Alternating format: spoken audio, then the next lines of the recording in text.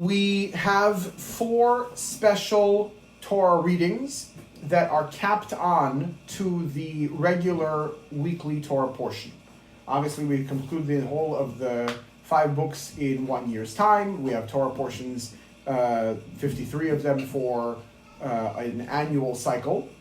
But sometimes there are scenarios where the Torah portion isn't replaced by something. We have that kind of a scenario as well, when it's a holiday, for example. But this kind of a scenario is where the Torah portion is not replaced.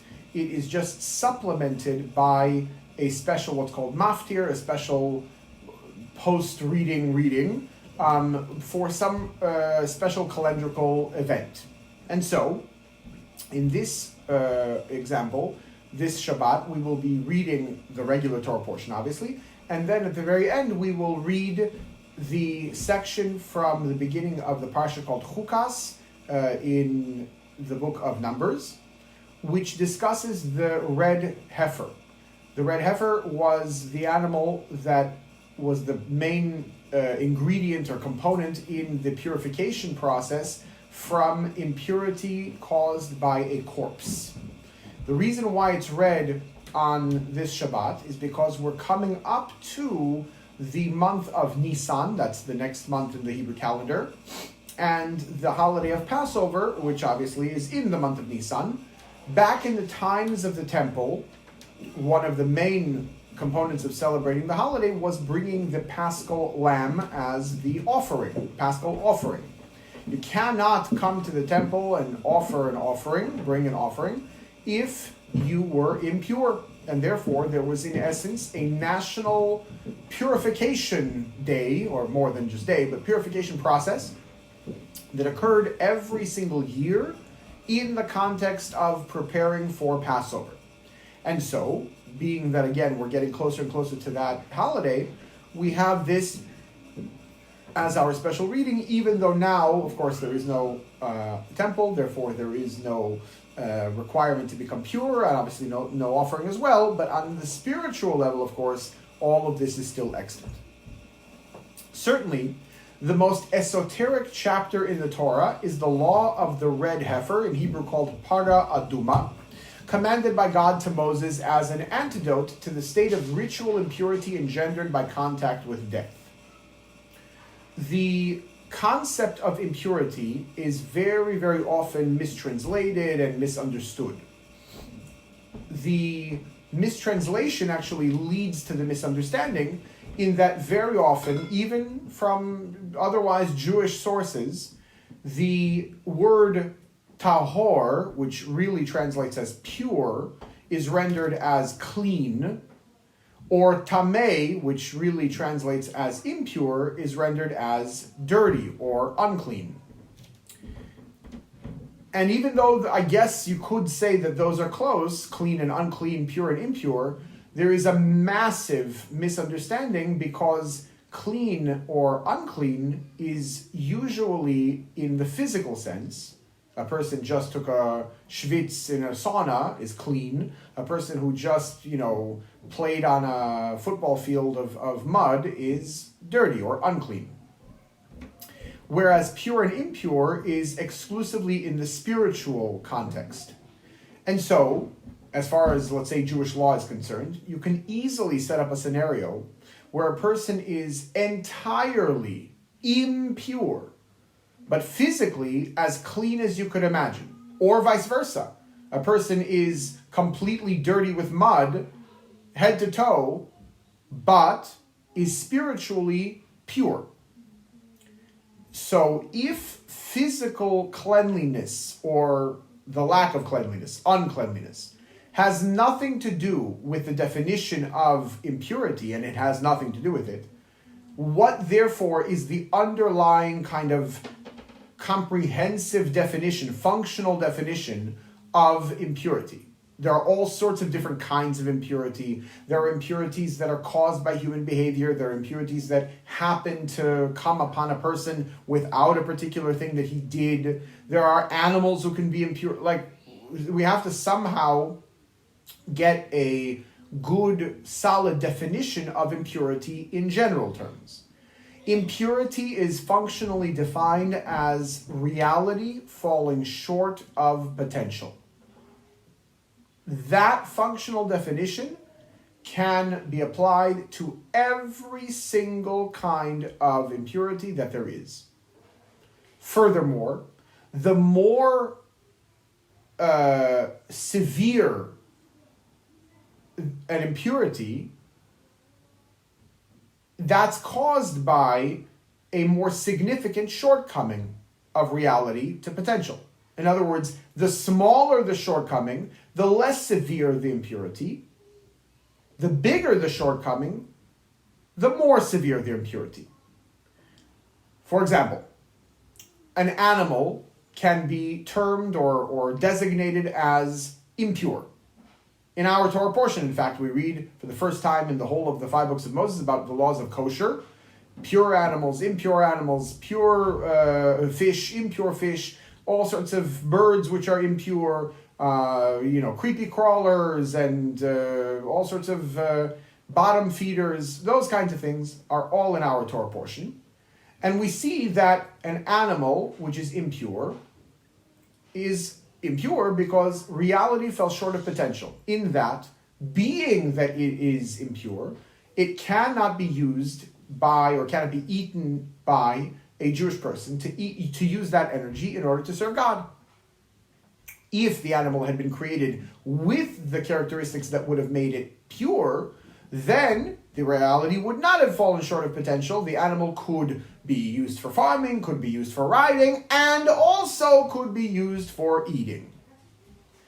Another example, not in our Torah portion, but coming up next Torah portion, is if, for example, a woman does not become expecting, which was the potential every month, but the reality fell short of potential.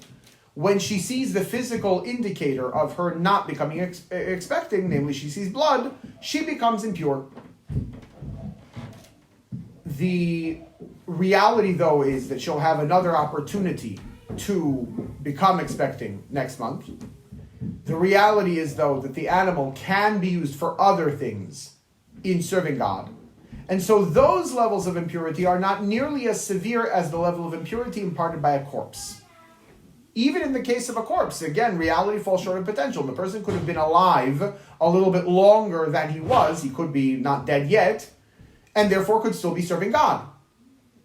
The reality, however, fell short of potential. He passed away. And so now his remnants, the physical expression of that reality falling short of potential, impart impurity. But because the very reason for his existence is to serve God, and now that's no longer going to happen, and it's not something that can be reversed, it's not something that he'll have another shot at, not like the woman or the animal.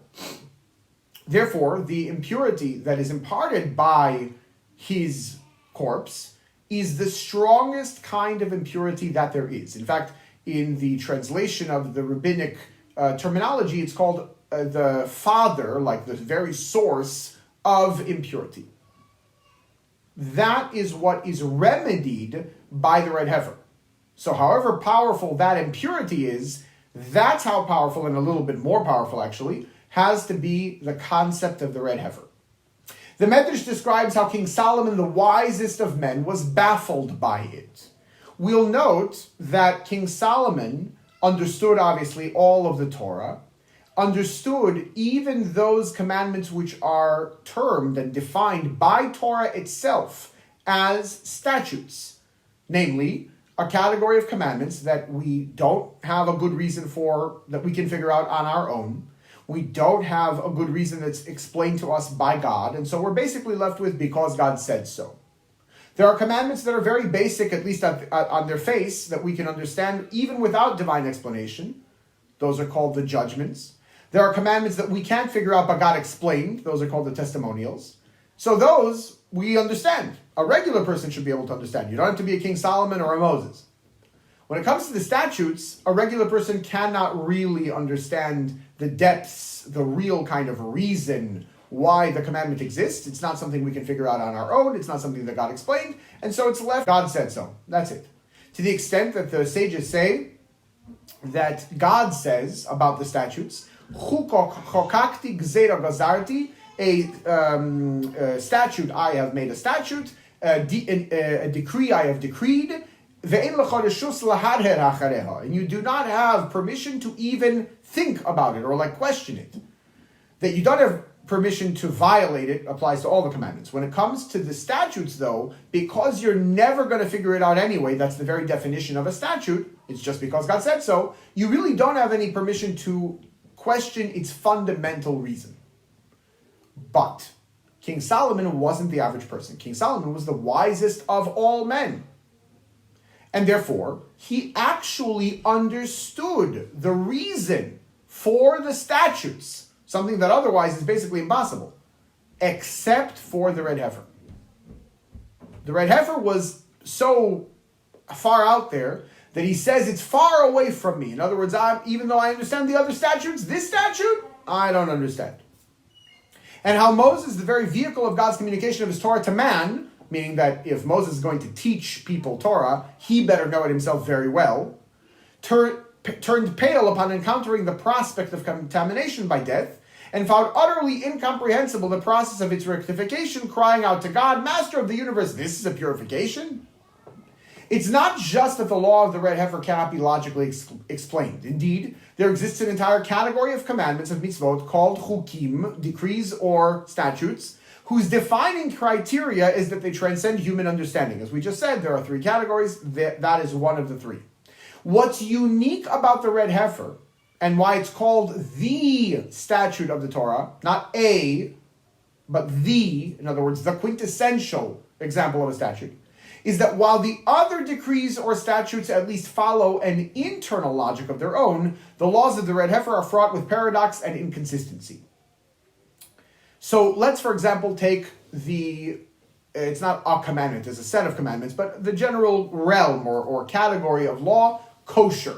Kosher is actually in the category of statutes. There is no logical reason why a cow, for example, is kosher, but a pig is not kosher. Again, remember the fact that some people say, oh, pigs are dirty. That's a mistranslation and misunderstanding of the concept of impurity.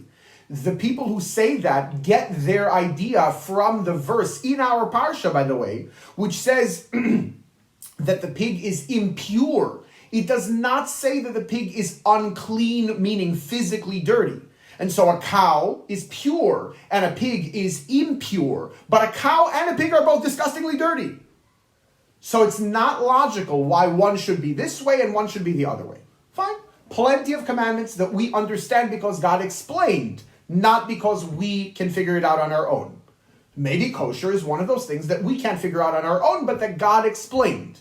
Like Shabbat, like eating matzah on Passover, but that's not the case either. We do not have any explanation in any verse of the whole of the Tanakh as far as why this animal is kosher, or these kinds of animals are kosher, and these kinds of animals are not. We have indicators how to determine whether it's kosher or not kosher, but we do not have a reason as to why that's the indicator.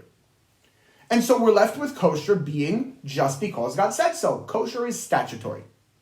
But as much as the foundation of don't eat meat and dairy, or don't eat pork, or something along those lines, is statutory just because God said so, the inner workings, the inner details of each particular commandment in kosher are actually quite logical. For example, I have a frying pan on which somebody cooked pork.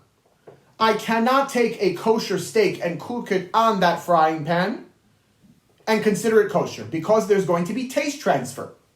That's understood. That's logical. That's the way metal works. You know, it absorbs, it gives up, etc.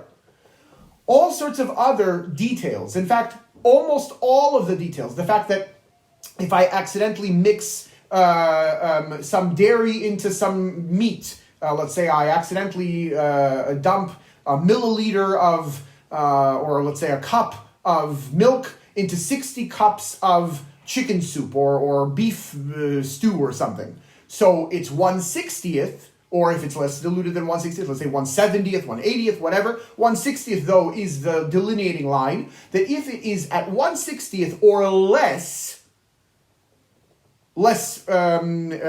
concentrated, it's no longer a problem. It can't be done on purpose, but if it happened accidentally, The whole mixture is still good. If it's more concentrated than that, nope, you can't do it. That rule isn't some kind of a statutory from out in left field, God said so. That is actually the level of concentration where the average person can detect taste. And because taste is the main thing that we're worried about with kosher, we don't want to taste not kosher things, the combination of meat and dairy is prohibited. And on purpose, you couldn't mix any dairy into your meat. But if it happened by accident, we're really only going to care to the level that we can actually tell, namely taste. So the inner details of kosher actually are logical. Yes, the foundation is illogical, it's supra-rational, and therefore it's in the category of statutes. But the reality is that it has some logic to it. When we come to the red heifer, that's not the case at all. On its foundation, for sure it has to be statutory, it's in that same category. But even its inner details don't make any sense. The person who's doing the purification process imparts purity on the recipient, but himself becomes impure. It includes, for example, fire and water. It's the ashes of the red heifer with water that's taken to make the mixture. Well, ashes are a product of fire. Fire and water are opposites, and yet they're combined. All sorts of other examples where even the inner workings contradict each other. So therefore, you can in fact think of the category of statutes as dividing into two subcategories. One is all of the rest of the statutes, all but the red heifer, which again on their face or at their foundation are supra-rational, but on their inner side, on their inner workings, have a lot of logic to them. And then the other subcategory is just for that one essential, quintessential statute, namely the red heifer, which at its foundation and in its inner workings is completely out in left field. Thus, the laws of the red heifer are introduced by the Torah with the phrase, this is the statute of the Torah. Not a statute, but the. As if to say, this is the Torah's ultimate statute, the mitzvah that most vividly demonstrates the supra-rationality of its divine commandments. Indeed, explains the Lubavitcher Rebbe in a talk delivered upon the conclusion of the 30-day mourning period for his wife, the most incomprehensible of human experiences, the phenomenon of death, can be sublimated only with the most incomprehensible of divine commandments, the ashes and water of the red heifer. Physically and biologically, death makes perfect sense. Anything physical has an age. By virtue of having an age, it has to have a starting point and it has to have an ending point. Physically, biologically, if you have a birth, you have to have a death. That makes sense. Indeed, it is the phenomenon of life that defies explanation, to the point that when we consider, for example, a person who has just died, there's really not much measurable difference, if any measurable difference at all, between that person 2 seconds before his passing and 2 seconds after his passing. Certainly, I think there were some studies where the actual weight of the corpse is a drop less than the weight of the live body, even though no blood was lost and no other fluids or whatever, just somehow a little bit was lost in the weight. I think I read that somewhere. But even if so, and even if you want to say that that's like the soul escaping the body, which doesn't make any sense because the soul is spiritual, not physical, but nevertheless, there's no tangible description, measure, anything that you can scan, that you can somehow touch, any kind of tangibility to that missing something once the person passes away. And yet the fact is that when the person was alive, the very same body with the very same organs actually functioned as a human being that's alive. Whereas now, with everything else, you can course electricity through everything, try to restart, doesn't go. That has to be, therefore, there has to be a life force that is with the person from birth until death. That life force doesn't have a logical reason why it should be there. Therefore, as far as physically and biologically, life doesn't make sense. Yet we all, even a man such as Moses, find death utterly incomprehensible, utterly devastating to our sense of reality. Despite all the evidence to the contrary, something deep inside us insists that life is the natural, axiomatic state of the human being, and that its cessation is a violation of the most basic law of existence. Why should that be? For such, in truth, is the fundamental nature of man. True, the human body is physical flesh, and as such shares the dissolutive nature of all things physical. But it is animated by a soul that is a spark of the divine and fortified with the eternity and destructibility of its source. In essence, human life is eternal. It's not just that there is another component to the human being, namely that soul. Remember how Adam was made, right, physically put together, and then soul breathed into him. Nothing else was made that way. God said, let there be fish, let there be birds, let there be this. He didn't say, let there be man. He put man together and imbued in him a soul, two distinct components to that one entity called a human being. Not only, therefore, is there another component to be considered, not just the physical body, but also the spiritual soul. But the reality is that our essence is our soul. The body is the extra secondary thing. And therefore, from the human perspective, as much as logic should dictate that because it's a physical body, it should die, when that happens, it's devastating. Indeed, the first man was created to live forever. But then he violated the divine will, thereby distancing himself from his source and introducing the phenomenon of death into the human experience. Our sages tell us that when the children of Israel stood at Mount Sinai to receive the Torah from God, they were restored to the original perfection in which man was first created. The Torah reinstated the original unadulterated bond between God and man, so that man was once more granted freedom from the angel of death. So much so was this like getting back to the Garden of Eden, and actually even more than that, that the way that Moses describes the Sinai experience in Deuteronomy when he's retelling about it 40 years later is that it's a preview of how things are going to be when Mashiach comes, and more specifically when there will be the resurrection of the dead. The resurrection of the dead is a time when, never mind that there's all the people who passed away already are alive again, is that there will be no more death afterwards as well. But this time too, the state of perfection, of perfect connection to God was short-lived. 40 days after the people of Israel stood at Sinai, they transgressed the divine decree, you shall have no other gods before me, by worshiping a calf of gold. The pestilence of death, introduced into the world by Adam's sin and banished at Sinai, was reintroduced by the sin of the golden calf. This explains the connection between the red heifer, which purifies the impurity from death, and the golden calf, which reintroduced death into the world. Expressed in the Midrashic parable, a maid's child once dirtied the royal palace. Said the king, let his mother come and clean up her child's filth. By the same token, God said, let the heifer atone for the deed of the calf.